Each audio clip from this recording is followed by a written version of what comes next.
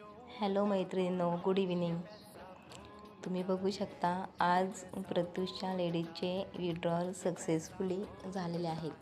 त्यांना त्यांचं पेमेंट मिळालेलं आहे.